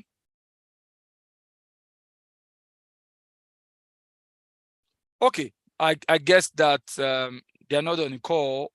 Let us move to questions. Hello, can you hear me? Can you hear me, Alright. Jonathan? Yes. Okay.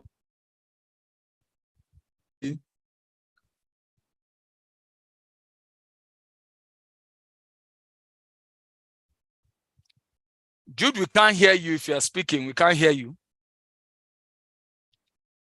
Mr. Jonathan, thank you for the insights and thank you.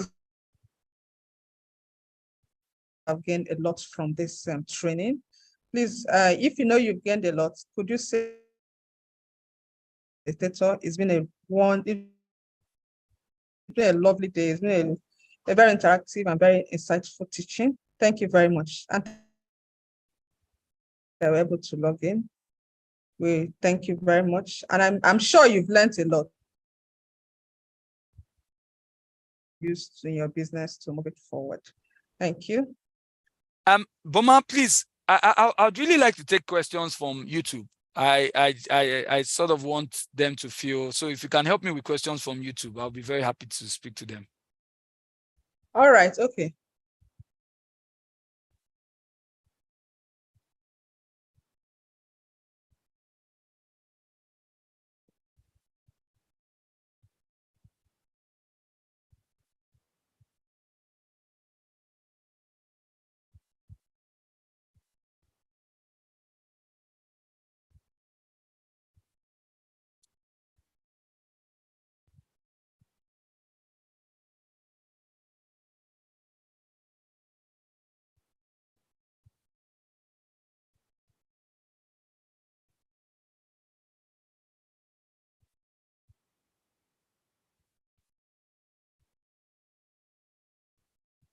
Okay, I think she's coming. While she's doing that, let me run through and see the questions that I have here.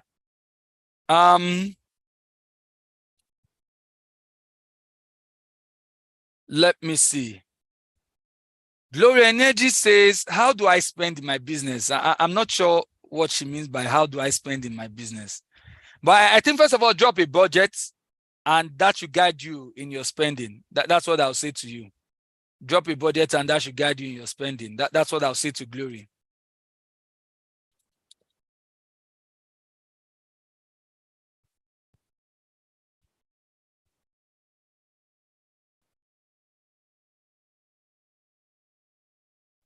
Okay, I'm here.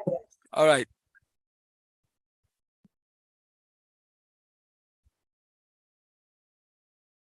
So, Boma, do you want to ask me a question from what you see on YouTube?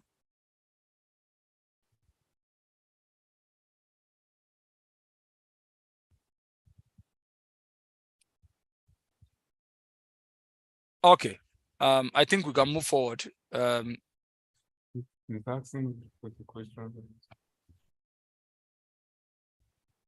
Hello. Someone yes. is asking, he said, how do you handle so many competitors around you and there's not much cash flow to get your product direct from source to make you stay relevant in the market? That's a very good question, whoever asked that question.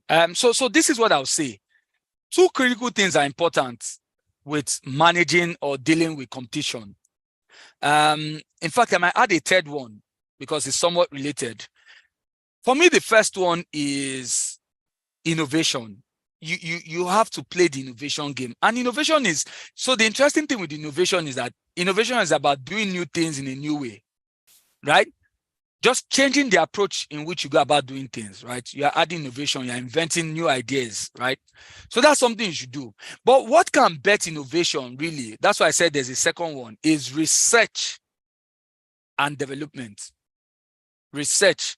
When you pay a lot of attention to, like I said, understand your customers' habits, understand your industry, you read widely. Look, for as long as you invest in knowing a lot about your business, it puts you in a very strong footing. So research helps you to understand what are the new trends, how can you do things better, and it helps you.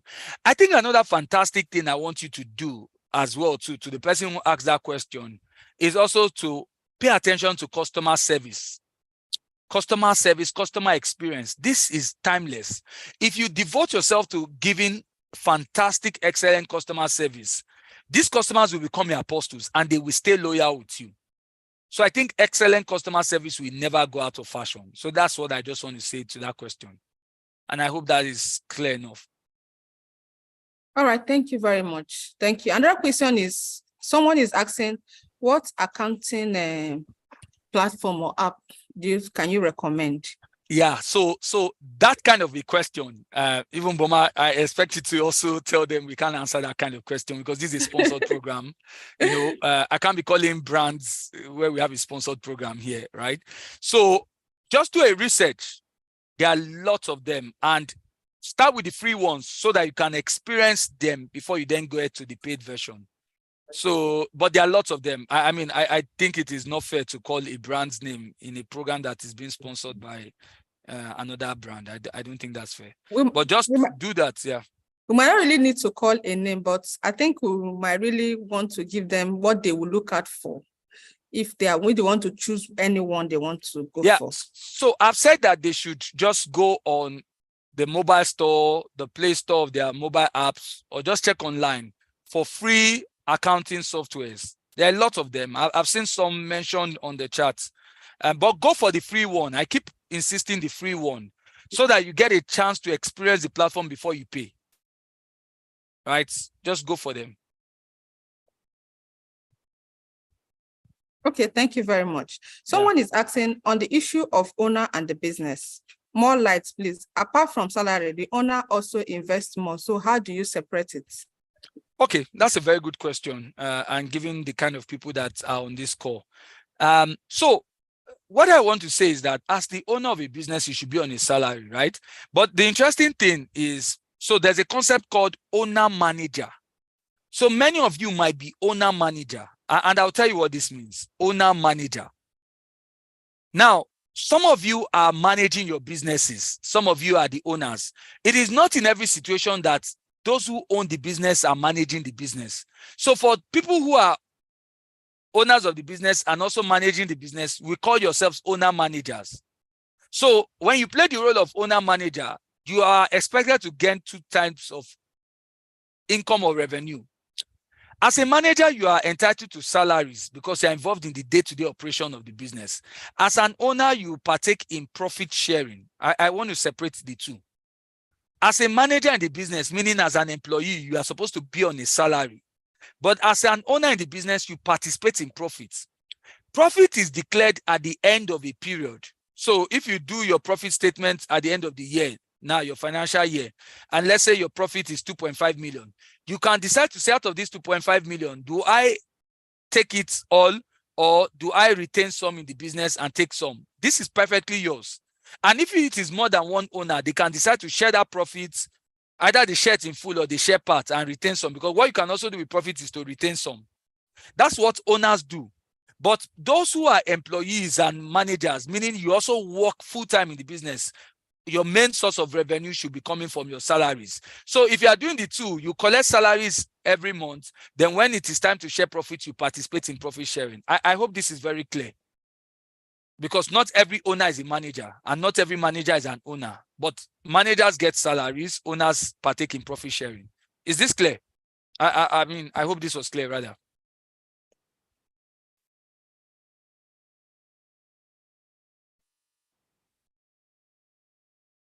I guess it's clear.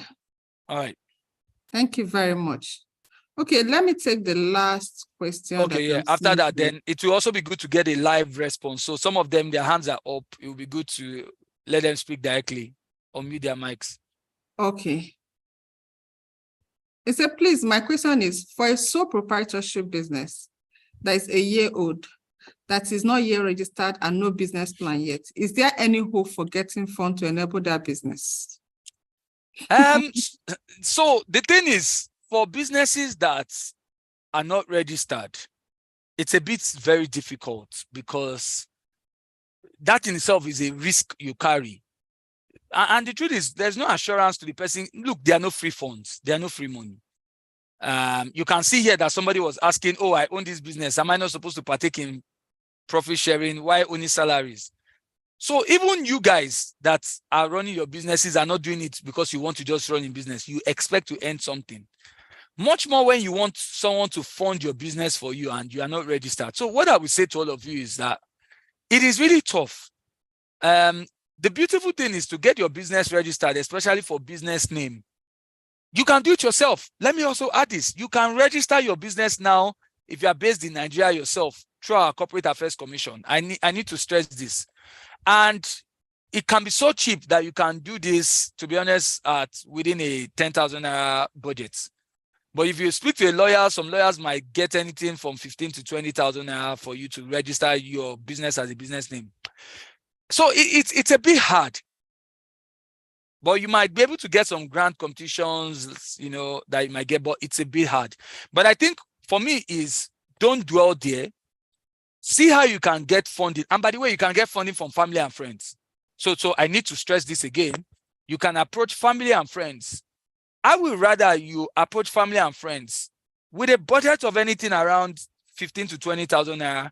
You can get a lawyer to help you register your business name. You can get a lawyer to do that for you. Or you can do it yourself. I've said you can also do it yourself if you are based in Nigeria. And I think with that, you become registered, you reduce that risk, and then you can start to file for all these grant competitions and you can be lucky. So that's my response to that question.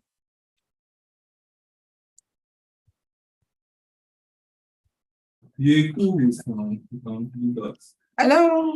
Thank you very much. Thank you. Thank you. I guess they all. So let me get live questions. I think it's only fair. Some of them have raised their hand. Let me get live questions from them. So those whose hands are raised.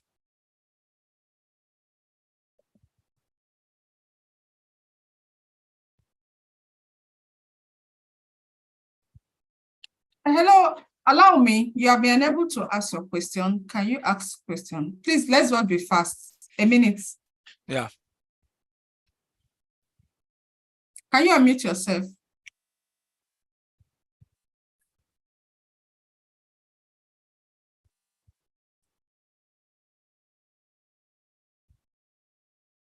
Akeomi, are you there? Can we hear from you?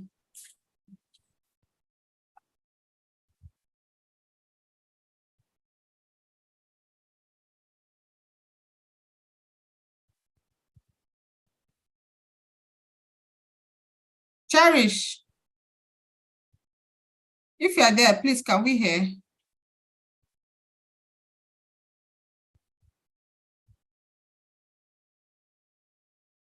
Okay, so I think it might be a challenge. Let's see if there are other questions on the chat. Hello.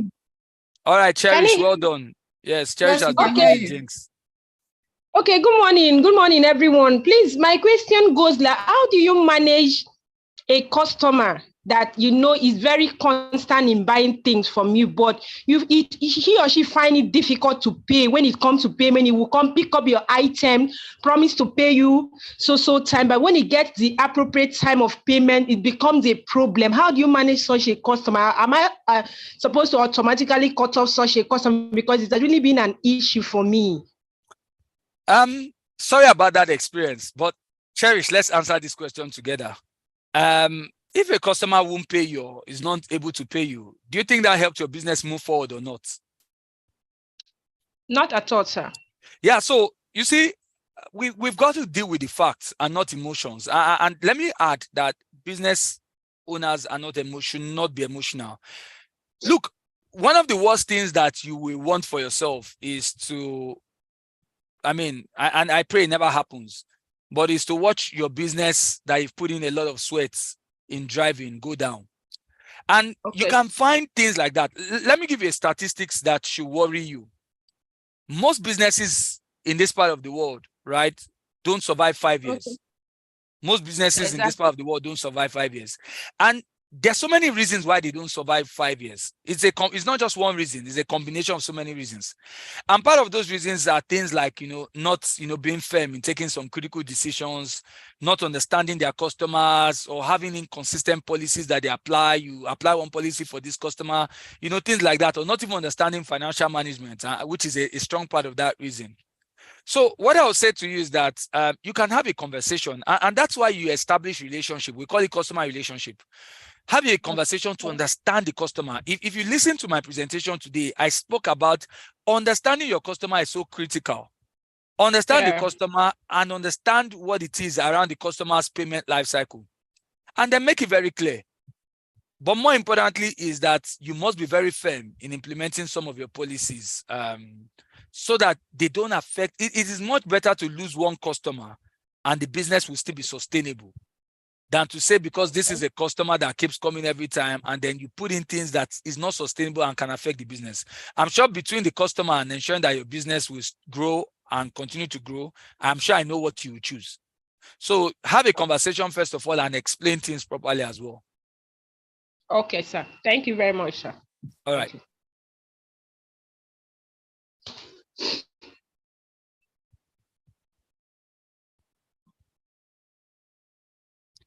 Okay, I think Buma might have left us for a second. Buba, can you speak? Buba, can you speak? Unmute your mic and speak. Buba, Nasu Salah, can you speak?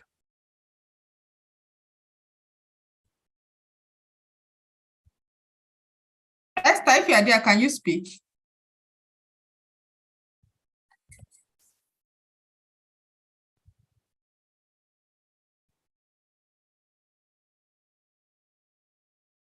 Ijoma. Okay. Good morning, everyone. Yeah, good morning, Ijoma.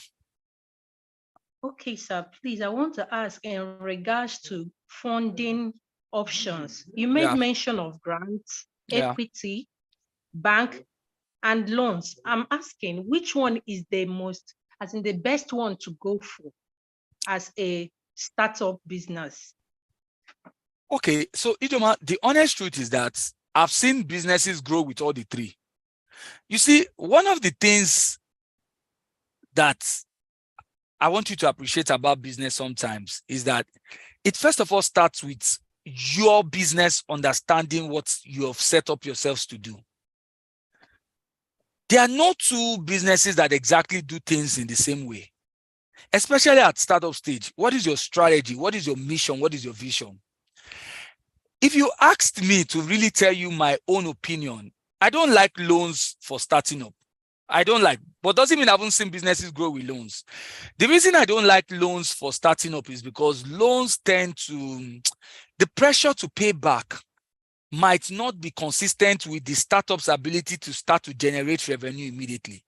So some of the things I see is that for somebody who is doing a startup, you might need some time. So that's what they call patient capital. You might need some time before your business bounces back into stability. When you just start up, there are a lot of contending forces. You're still trying to get customer acceptance. I know many people who start up their business and in the first couple of months, they are struggling with getting revenues consistently. They have salaries to meet. The last thing you want is to be in that situation and also dealing with paying back a bank.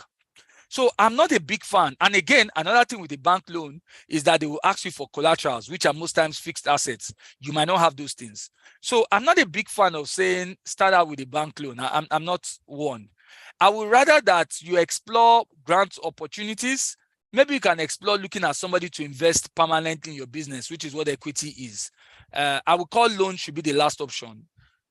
Except you are doing a contract where if you take the loan, there's a contract where you can see the cash flows coming out immediately. But I'm not a big fan of starting out with loan. In fact, I personally think loans should come much later in the life of the business, not when a business is starting up. I'm not a big fan of going for loans. I hope that helps you, Joma. 100%, sir. Thank you. All right, well done. Okay. Can we still take more questions? I guess we can, Buma, right? Yes, we can. All right, let's go on. Okay, Abosade, are you there? Abosade or Abayomi, whoever is there, unmute and speak.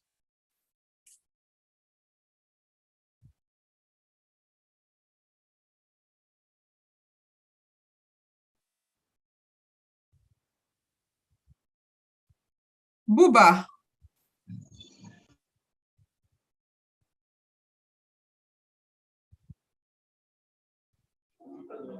Hello, Ame. Okay. Yes, ma'am.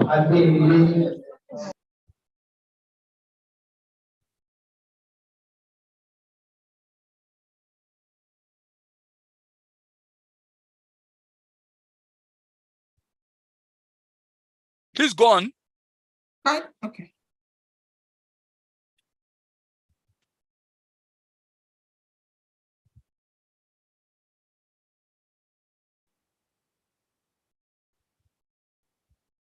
I guess she's not where she can speak. Okay, can we get someone else? I have a question. Okay, Esther, go ahead. Okay, good morning. Yes, sir. Thank you for the session. You spoke about under cash flow management. You said something about using discounts to drive cash flow. Yeah. So I'm saying that if someone constantly does discounts, won't it kind of devalue the standard of your business? Won't they think maybe because you're doing something not so cool is why you're continuously giving out discounts? So I'd like you to expatiate more on that, sir. Thank you. Okay. I want you to think about it this way. Two things. First one is that the core important thing that speaks about value is quality. So the first test is not in the pricing, to be honest, it's in the quality. So that's the first thing about value, right? For as long as something is quality, people will find it valuable. I mean, a good example is, I'm not sure you're paying on this program, right? So this program might have come to many of you for free, but yes, sir. I can tell that it's valuable to you. So that's the first thing. Now, the other thing is that this is a strategy to improve your cash flows. And essentially, the discount is usually you taking a hit on your profits. So there's an argument around, you can grow by saying, let me focus on a pricing that allows me to make a lot of profits, but I might not sell as much as I would like to sell. The other strategy can be, let me reduce my profits by offering a discount so that I can compensate for it by doing volumes so that I can get the same amount of profits, but through a large transaction. So what I mean is that if you typically will sell 100 items in a day and make a profit of 5,000, so that's 500,000. But instead of making a profit now of, instead of making a profit of 5,000, I want to make a profit of 1,000. Can I now hope that I can move my sale from selling 100 items to 1,000 items? So what I want you to understand is that it is a strategy as opposed to an expression of valuation. And the thing with strategy is that you can change your strategy at some point later on. So it's a strategy to mop up cash flows. There are some businesses that are not looking for cash flows to be quite very huge for them. I know some business, in fact, let me even surprise you. One of the things that people even do in managing their cash flows is that when they have cash line value in their bank, they go and put it in a fixed deposit and invest it. But there are some businesses that need cash flows. Look at some of the airlines, what some of the airlines do. I won't call names, but you might see that some of the airlines, they will start selling their tickets quite cheap if you are going to buy much more in advance. So for many of you, I'm sure if you want to go and buy flights now in December now, you would see that the prices are a bit better. In fact, it might even have gone up because you find people as much as March start to pay for tickets in December so that they can take advantage of the pricing before that time gets to happen.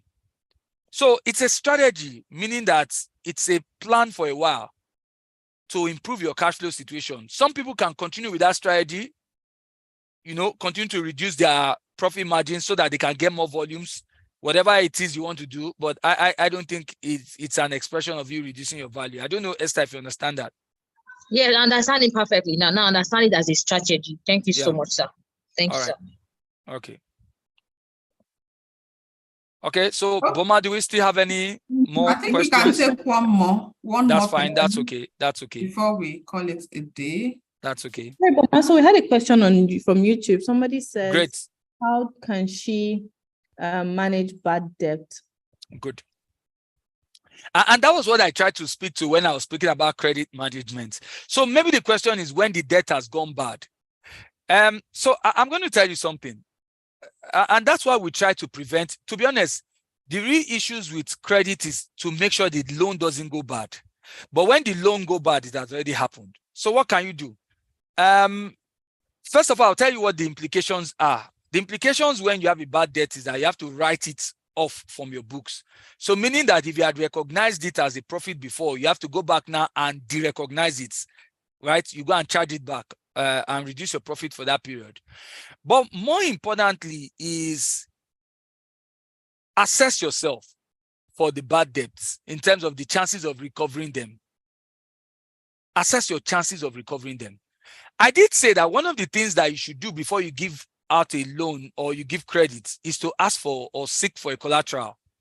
Ask for guarantors. Those kind of things reduces your chances of being able not to get your funds back. If there was a collateral, then one of the things you might do is to then, most times there's always the role of still looking at exploring other ways on how you can still go around things. So you have a conversation with the client. If you've explored all options and clearly you can tell that it is impossible to get the money back, if there was a collateral, it might be time for you to now say, okay, let us get the money back by selling the collateral. So that can be one option. Another option that could be there is to see if you can renegotiate again. Sometimes for some people might be to renegotiate the conditions again. It does happen. Maybe the conditions that's held when you gave the person the credit, some people can extend the time for duration. I know I've seen someone who was owing. I said, okay, can you give me 1 year or 6 months to pay back again? So you can renegotiate some of these bad loans again. But if it is absolutely a case of where the loan can never be bad, I think it's one of those things where you count it as a business loss and move forward. And that is why if you put a lot of work into ensuring that before the loan goes bad, or before you even give out the loan, that you've gotten a lot of security and protection, collaterals, guarantors, all of those things. It is to protect times like this when the loan goes very bad. But when it goes bad, these are the options. You have a conversation with the client and see how you can renegotiate things.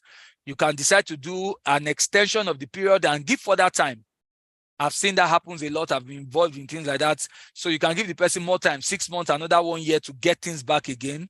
But this is on the premise that you have renegotiated situations. But if there's a worst case scenario where you can't see the money, then it's one of those losses you count as a business and you move forward.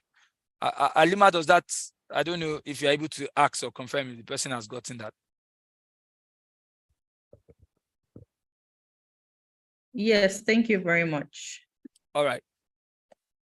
Are we shooting in one more question? I think we have a minute or two. Okay, Boma, did you have any other questions you wanted to read out? No, I really don't have any questions. I was like asking them one after the other that raise their hands to. All right, okay, I just wanted to comment that, all of you take this program very serious. At the heart of running a business is managing your finance. If you would manage your business well, you've got to manage your finance well.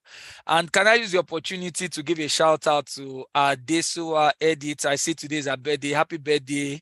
And from the facilitator, and I believe that from also the entire team as well. Happy birthday to you, and may you have a very wonderful day. So that's it for me. Thank you very much. Unfortunately, we will not be able to take any further questions, but In any case, we might send a form for you to just fill, and then if we can get responses from the facilitator, we'll be happy to share the answers with you all. So thank you once again.